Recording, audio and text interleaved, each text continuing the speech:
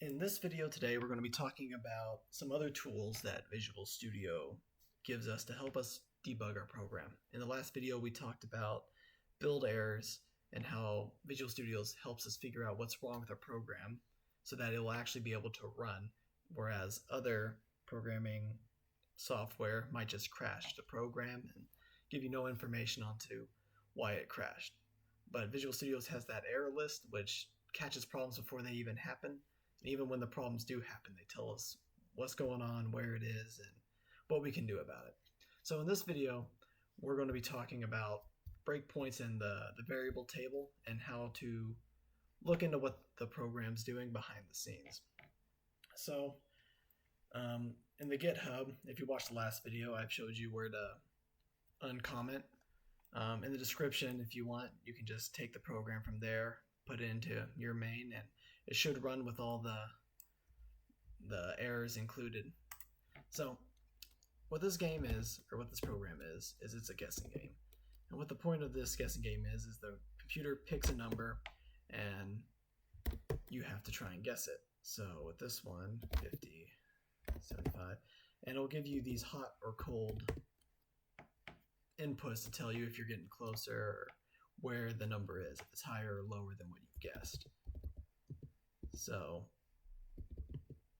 I already know what the numbers were. So for some reason, this program is giving us numbers that are out of bounds. We're wanting numbers between 1 and 100, but as you can see here, it's giving us 0 and 184. So we need to figure out exactly what's going on here with this program. And to do that, we're going to be using breakpoints to do that. So what a breakpoint is you'll see this little bar over here behind these numbers, and you'll see this circle that'll appear. If you were to click down, I'm going to click on line 19, it'll make a red dot appear.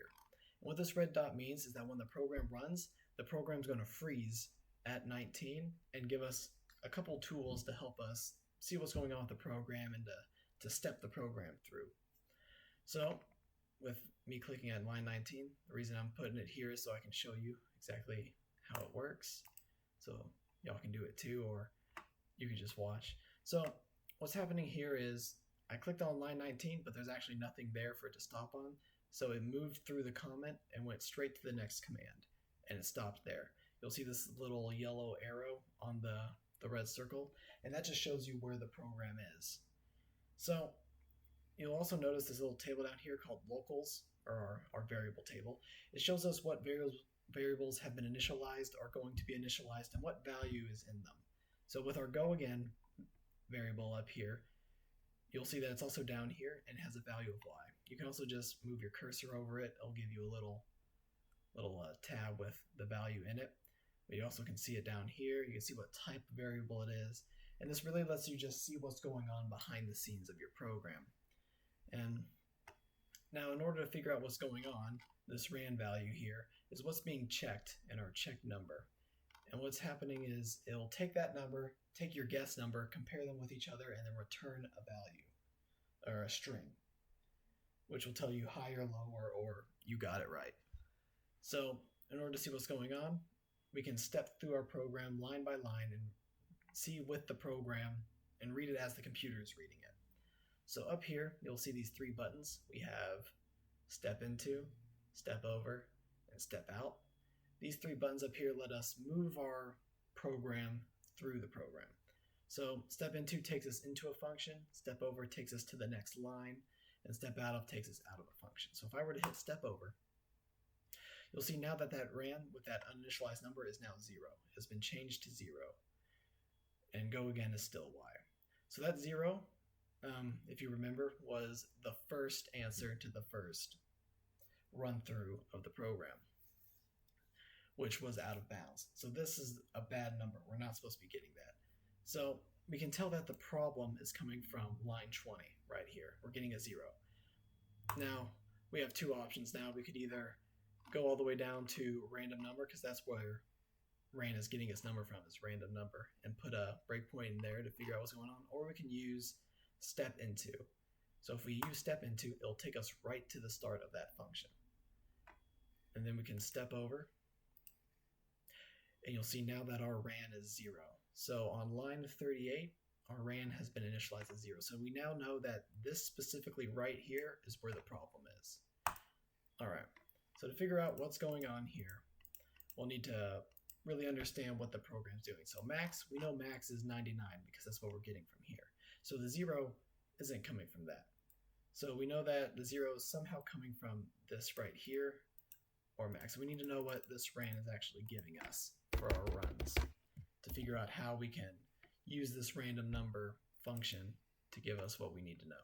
So now we can put a breakpoint at, I guess we just put it at 39 before it returns. That way we can see exactly what's going on. All right, so we got that. Continue. You can use continue to just move on through the program as well. Yeah, so our RAN is 41. All right, that's a good number. That's pretty random. So if I were to hit continue again, then we'll just run through. So we know that the answer is 41. So if I type in 41, we get it. And that's a good answer. It's in between 1 and 100. So right now it looks like it's working well. So if I were to hit yes again, it'll run through. Okay, now our RAN is this massive number, 18,467. That's not going to be within our bounds. So if I were to come over here and I were to type in 100, yeah, it's way higher. What was it? It was like 18,467.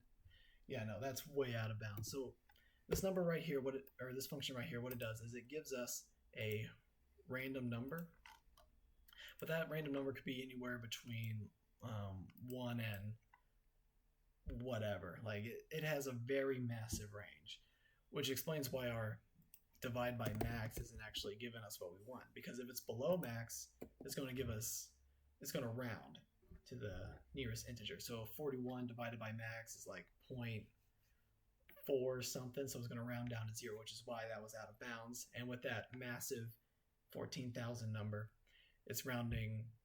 It's not even rounding. It's just 184 times 99 would equal that number or be close to that number.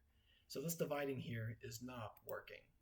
Now, a symbol that would work would be the percent sign. What this one does is it actually does the division, but then it takes the remainder, and then that's what it returns. So for most random number generating commands, you typically use that percent sign for that, because what it does is it divides it, and then whatever that remainder number, which is going to be in between 0 and whatever that number is, it takes that and returns that. So if we want it to be between 1 and 100, we'll need to do that percent sign, which will make it 0 between 99, and then add 1 to it. So now it's between 1 and 100. All right, so now if I were to put a breakpoint down there and run it, the first number should be 42. Yes, so the first number is 42. I hit continue just to run through the program again. 42. Got the answer right. We'll run it again, and we'll see now that our random number is 68, which is also within bounds. So even though we got that massive number and put it into that function, it's still giving us a number in between 1 and 100, and it's random. So that was like 68. Nice.